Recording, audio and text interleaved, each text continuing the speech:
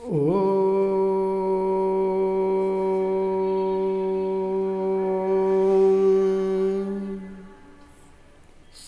ಗುರು ಬಸವಲಿಂಗಾಯ ನಮಃ. ಈ ದಿನ ಅಂಬಿಗರ ಚೌಡಯ್ಯನವರ ಒಂದು ವಚನವನ್ನು ನಾವು ನೋಡೋಣ. ಆಸೆಯುಳ್ಳಾತ ನೊಬ್ಬ ರಾಧೀನದಲ್ಲಿಪ್ಪನು, ಆಸೆಯುಳ್ಳಾತನೊಬ್ಬ ರಾಧೀನದಲ್ಲಿಪ್ಪನು. ಆಶೆಯ ಮನದ ಕೊನೆಯ ನರಿದಾತ, ಆಶೆಯ ಮನದ ಕೊನೆಯ ನರಿದಾತ ಕೈಲಾಸದಾಚೆಯಲ್ಲಿಪ್ಪನೆಂದ ನಮ್ಮಂಬಿಗರ ಚೌಡಯ್ಯ. ಕೈಲಾಸದಾಚೆಯಲ್ಲಿಪ್ಪನೆಂದ ನಮ್ಮಂಬಿಗರ ಚೌಡಯ್ಯ. ಇಲ್ಲಿ ಅಂಬಿಗರ ಚೌಡಯ್ಯನವರು ಒಂದು ಆಶೆಯ ಬಗ್ಗೆ ಇಲ್ಲಿ ಅವರು ಪ್ರಸ್ತುತಪಡಿಸ್ತಾ ಇದ್ದಾರೆ. ಇಲ್ಲಿ ಸಾಮಾನ್ಯವಾಗಿ ಪ್ರತಿಯೊಬ್ಬ ಮಾನವ ಒಂದು ಹುಟ್ಟಿದ ಜೀವಿ, ಅದರಾಗನ ಎಲ್ಲ ಪ್ರಾಣಿ ಪಕ್ಷಿಗಿಂತಲೂ ಹೆಚ್ಚಿನ ಒಂದು ಆಸೆ ಇಟ್ಟುಕೊಂಡವ ಯಾರಂದ್ರೆ ಮಾನವ ಜೀವಿ, ಈ ಮನುಷ್ಯ. ಈ ಮನುಷ್ಯನಿಗೆ ಆಸೆ ಅನ್ನೋದಕ್ಕೆ ಕೊನೆಯೇ ಇಲ್ಲ. ಅದಕ್ಕೆ ಅದು ಹೇಗೆ ಅಂತ ಕೇಳಿದರೆ, ಒಂದು ಕೋಲಿಗೆ ಒಂದು ಗಂಟನ್ನು ಕಟ್ಟಿಕೊಂಡು ಅದನ್ನು ಅದು ಕೋಲು ಮುಂದೆ ಹೋಗ್ತಾ ಇರ್ತೈತಿ. ನಾವು ಹೇಗೆ ಹೋಗ್ತೇವೆ ಹಾಗಾದ್ರೆ ನಮಗದು ಸಿಗೋದಿಲ್ಲ. ನಾವು ಅದನ್ನು ಬೆನ್ನು ಹತ್ತೋದನ್ನು ಬಿಡೋದಿಲ್ಲ. ಹಾಗೆ ಅಲ್ಲಿ ಬುದ್ಧ ದೇವನು ಹೇಳ್ತಾನೆ, ಆಸೆ ದುಃಖಕ್ಕೆ ಮೂಲ. ಈ ಆಸೆ ಅನ್ನುವುದೇನಿದೆಯಲ್ಲ, ನಾವು ಆಸೆಯನ್ನು ಪಟ್ಟಾಗ ಅದು ಈಡೇರದೆ ಹೋದಾಗ ಸಾಮಾನ್ಯವಾಗಿ ನಮಗದು ದುಃಖಕ್ಕೆ ಎಡೆ ಮಾಡ್ತದೆ.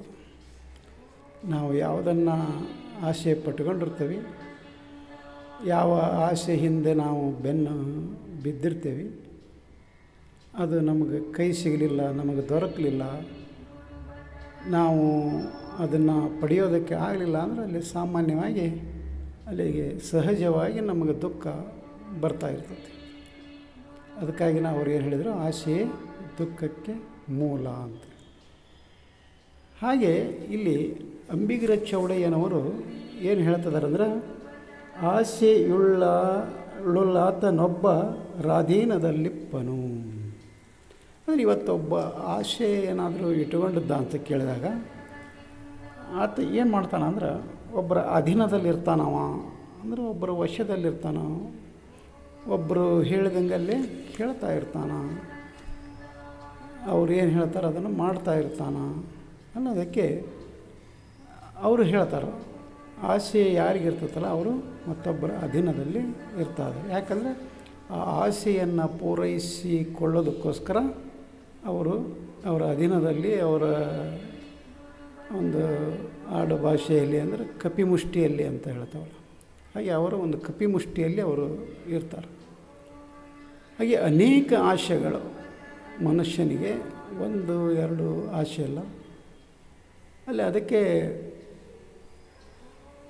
ಅಂಬಿಗರ ಚೌಡಯ್ಯನವರು ಹೇಳ್ತಾರೆ, ಬಡತನಕ್ಕೆ ಉಂಬುವ ಚಿಂತೆ ಅಂತ. ಅಲ್ಲಿಂದ ಅವರು ಹೇಳ್ತಾ ಹೇಳ್ತಾ ಹೇಳ್ತಾ ಹೇಳ್ತಾ ಕೊನೆಗೆ ಸಾವಿನ ಚಿಂತೆಯವರಿಗೂ ಅವರು ಬರ್ತಾವ್ರೆ.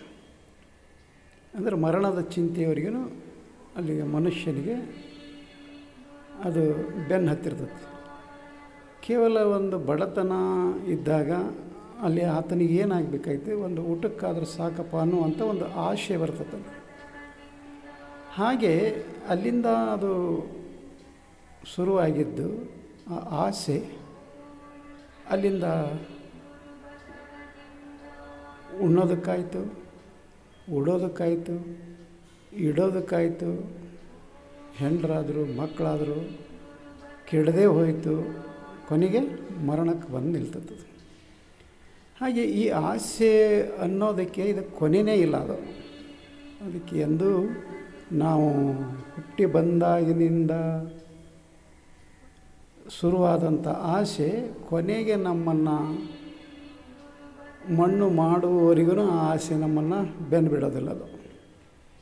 ಯಾಕಂದರೆ ಅದರದ್ದು ಶಕ್ತಿನೇ ಆ ರೀತಿ ಇರ್ತೈತಿ. ಒಂದು ಸಣ್ಣ ಮಗುವಿಗೆ ಒಂದು ಏನಾದರೂ ಒಂದು ಆಟಿಕೆ ಸಾಮಾನದ ಬಗ್ಗೆ ಮತ್ತೇನಾದರೂ ಒಂದು ತಿನಿಸುಗಳ ಬಗ್ಗೆ ಆತನಿಗೆ ಆಸೆ ಇರ್ತದೆ. ಹಾಗೆ ದೊಡ್ಡವ ಆದ ನಂತರ ಅಲ್ಲಿ ಒಂದೊಂದೇ ಆಸೆಗಳು ಅಲ್ಲಿಗೆ ಶುರುವಾಗ್ತವೆ.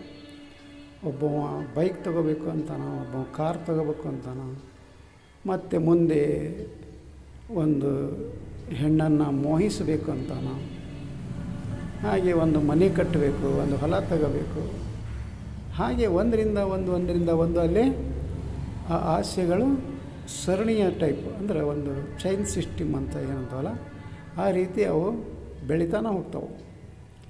ಹಾಗೆ ಇನ್ನೂ ಸಾಮಾನ್ಯ ಜನರ ಒಂದು ಕತೆ ಇದಾದರೆ, ಇನ್ನು ಈ ಬುದ್ಧಿಜೀವಿಗಳು ಅಂದ್ಕೊಂಡವರು ಸಾಹಿತ್ಯಗಳು ಅವರು ಯಾವುದಾದ್ರೂ ನನಗೊಂದು ಪ್ರಶಸ್ತಿ ಕೊಡ್ತಾನೋ, ಯಾವುದಾದ್ರೂ ನನಗೆ ಪ್ರಶಸ್ತಿ ಬರ್ತದೆ ಏನೋ ಅಂತ ಹೇಳಿ ಅಲ್ಲಿ ಒಬ್ಬ ಮಂತ್ರಿ ಮಹೋದಯರ ಅವ್ರ ಬೆನ್ನು ಹತ್ತಿಕೊಂಡು ಅಡ್ಡಾಡ್ತಾ ಇರ್ತಾರೆ.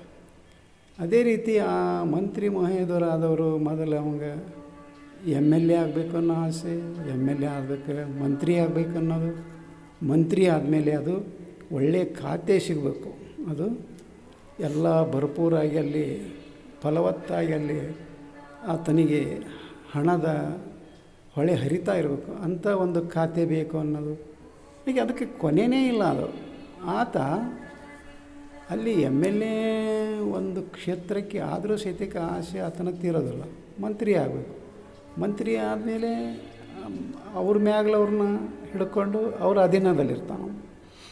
ಮುಂದೆ ಮಂತ್ರಿ ಆದಮೇಲೆ ಒಳ್ಳೆಯ ಖಾತೆ ಬೇಕಂತ ಮತ್ತು ಅವ್ರ ಅಧೀನದೊಳಗಿರ್ತಾನೆ. ಹಾಗೆ ಕೊನೆಯವರೆಗೂ ಈ ಆಸೆ ಅನ್ನೋದು ತೀರೋದಿಲ್ಲ. ಆದರೆ ಈ ಮನುಷ್ಯ ಮತ್ತೊಬ್ಬರ ಅಧೀನದಲ್ಲಿರೋದನ್ನು ಬಿಡೋದಕ್ಕೆ ಆಗೋದಿಲ್ಲ. ಅದಕ್ಕೆ ಆಸೆ ಅನ್ನೋದು, ಆಸೆ ಯಾರು ಪಡ್ತಾರೋ ಅವರು ಮತ್ತೊಬ್ಬರ ಅಧೀನದಲ್ಲಿರ್ತಾರ ಅಂಥೇಳಿ ಅಂಬಿಗರ ಚೌಡಯ್ಯನವರು ಹೇಳ್ತಾ ಇದ್ದಾರೆ. ಹಾಗೆ ಮುಂದೆ ಏನು ಹೇಳ್ತಾರಂದ್ರೆ ಅವರು, ಆಸೆಯ ಮನದ ಕೊನೆಯ ನರಿದಾತ. ಈ ಆಸೆ ಅನ್ನುವಂಥ ಒಂದು ಮನಸ್ಸಿನ ಒಂದು ಆಸೆ ಏನೈತೆ ಅದನ್ನು ಕೊನೆಯನ್ನು ಯಾರು ಅರಿತಾರ, ಅದನ್ನು ಯಾರಿಗೆ ಅದು ಹೇಗೆ ಒಂದು ಸರಪಳಿಯ ಥರ ಅದು ಮುಂದುವರಿತಾ ಹೋಗ್ತಿದ್ದಾರಲ್ಲ, ಅದಕ್ಕೆ ಆ ಆಸೆಯನ್ನು ಅದರ ಕೊನೆಯನ್ನು ಅರಿಬೇಕು ಅಂತ ಹೇಳ್ತಾರೆ ಅವರು. ಅದನ್ನು ಆಸೆಯನ್ನು ಅಲ್ಲಿಗೆ ಕಟ್ ಮಾಡಬೇಕು. ಅದರ ಒಂದು ಮುಂದೆ ಹೋಗ್ತಾ ಇರುವಂಥ ಆಸೆಯ ಒಂದು ಇದನ್ನು ಅಲ್ಲಿ ಕಟ್ ಮಾಡಬೇಕು, ಅದನ್ನು ಅರಿಬೇಕು, ಇಲ್ಲಿಗೆ ಮುಗೀತು ಅಂಥೇಳಿ ಅದನ್ನು ಮುಗಿಸ್ಬೇಕು. ಹಾಗೊಂದು ವೇಳೆ ಆ ಆಸೆಯ ಮನದ ಕೊನೆಯನ್ನು ಯಾರು ಅರಿತಾರೋ ಅವರು ಮಾತ್ರ ಅಲ್ಲಿ ಏನಾಗ್ತಾರ ಅಂತ ಹೇಳ್ತಾರೆ ಅವರು. ಅಂದರೆ ಕೈಲಾಸ ದಾಚೆಯಲ್ಲಿಪ್ಪನೆಂದ ಅಂಬಿಗರ ಚೌಡಯ್ಯ. ಅಂದರೆ ಏನು ಇವು ಒಂದು ಪರಿಕಲ್ಪನೆ ಇದೆಯಲ್ಲ, ಕಲ್ಪನೆ ಜನರಲ್ಲಿ ಕೈಲಾಸ ಅಂತ ಅದರ ಆಚೆ ಇರ್ತಾನ ಅಂತ. ಕೈಲಾಸದಾಗ ಅಲ್ಲ, ಕೈಲಾಸದಿಂದ ಆಚೆ ಇರ್ತಾನವ ಅಂದರೆ ಅಲ್ಲೇ ಒಬ್ಬ ಶ್ರೇಷ್ಠ ಶರಣ ಆಗ್ತಾನ. ಅಲ್ಲಿ ಆಸೆ ಬಿಟ್ಟು ಅವ ಉತ್ತಮ ಒಬ್ಬ ಮನುಷ್ಯ ಆಗ್ತಾನ ಅಂತ ಹೇಳಿ ಇಲ್ಲಿ ಅಂಬಿಗರ ಚೌಡಯ್ಯನವರು ಹೇಳ್ತಾ ಇದ್ದಾರೆ. ಹಾಗಾದರೆ ನಮಗೆ ಆಸೆ ಬಿಡೋದಕ್ಕಾಗ್ತೈತೇನೋ ಅಂತ ಕೇಳಿದಾಗ ಅದು ಆಗೋದಿಲ್ಲ. ಆದರೆ ಆಸೆ ನಮ್ಮ ಜೊತೆನೇ ಬಂದಿರ್ತೈತಿ. ಆದರೆ ಅದನ್ನು ಕಡಿಮೆ ಮಾಡ್ತಾ ಹೋಗ್ಬೇಕು. ಅದನ್ನು ಎಂಥ ಆಸೆ ಇದ್ದರೂ ಸಹಿತಕ್ಕೆ ಅದನ್ನು ನಿರ್ಲಕ್ಷ್ಯ ಮಾಡ್ತಾ ಹೋಗಬೇಕು. ಅದನ್ನು ಪೂರೈಸ್ತಾ ಹೋದಾಗ ಅದು ಮತ್ತೆ ನಮಗದು ಮತ್ತು ಚಿಗುರು ಹೊಡಿತೈತೆ. ಹಾಗೆ ಅದನ್ನು ಪೂರೈಸೋಕ್ಕೆ ಆಗ್ತೈತಿ ಆಗೋದಿಲ್ಲ ಅನ್ನುವ ವಿಚಾರವನ್ನು ನಾವು ಮಾಡಿಕೊಂಡು ಅದರಷ್ಟಕ್ಕೆ ಅದನ್ನು ಬಿಟ್ಟರೆ ನಾವು ಸಂತೃಪ್ತ ಜೀವನವನ್ನು ನಡೆಸೋದಕ್ಕೆ ಸಾಧ್ಯ ಐತಿ. ಇಲ್ಲದೆ ಹೋದರೆ ಅಲ್ಲಿ ಗೌತಮ ಬುದ್ಧ ಹೇಳಿದ ಹಾಗೆ ನಾವು ದುಃಖಕ್ಕೆ ಈಡಾಗ್ತೇವೆ. ಹಾಗೆ ಮತ್ತೊಬ್ಬರ ಅಧೀನದಲ್ಲಿ ನಾವು ಕಾರ್ಯನಿರ್ವಹಿಸಬೇಕಾಗ್ತದೆ. ಅವ್ರು ಹೇಳ್ದಂಗೆ ನಾವು ಕೇಳಬೇಕಾಗ್ತದೆ ನಮ್ಮ ಆಸೆ ಈಡೇರಿಸ್ಕೋಸ್ಕರ. ಅದಕ್ಕೋಸ್ಕರ ಇವುಗಳನ್ನೆಲ್ಲ ಅರಿಬೇಕಾಗಿತ್ತು. ಆ ಆಸೆಯನ್ನು ಮೊಟಕುಗೊಳಿಸಬೇಕಾಗಿತ್ತು. ಆಸೆಯಿಂದ ನಾವು ಸ್ವಲ್ಪ ದೂರ ಇರಬೇಕಾಗಿತ್ತು. ಇದ್ದದ್ರಲ್ಲಿಯೇ ಒಂದು ತೃಪ್ತಿ, ಏನು ಹೇಳ್ತದಲ್ಲ, ಸಂತೃಪ್ತಿ ಜೀವನ, ಪರಿಣಾಮಕರವಾದ ಜೀವನ ಅಂತ ಏನು ಶರಣರು ಹೇಳ್ತದಲ್ಲ, ಹಾಗೆ ನಾವು ಇರಬೇಕಾಗಿತ್ತು ಅಂತ ಕೇಳಿದಾಗ ನಮಗೆ ಆ ಜ್ಞಾನ ಎಲ್ಲಿ ಸಿಗ್ತದೆ ಅಂದರೆ ವಚನ ಸಾಹಿತ್ಯದಲ್ಲಿ ಮಾತ್ರ ಸಿಗ್ತದೆ. ಅದಕ್ಕೋಸ್ಕರ ನಾವು ವಚನಗಳನ್ನು ಓದೋಣ, ವಚನಗಳನ್ನು ಓದಿ ಪಚನ ಮಾಡಿಕೊಳ್ಳೋಣ ಅಂತ ಹೇಳುತ್ತಾ ಈ ವಚನಕ್ಕೆ ವಿರಾಮ ಕೊಡ್ತಾ ಇದ್ದೇನೆ. ಶರಣು ಶರಣಾರ್ಥಿ.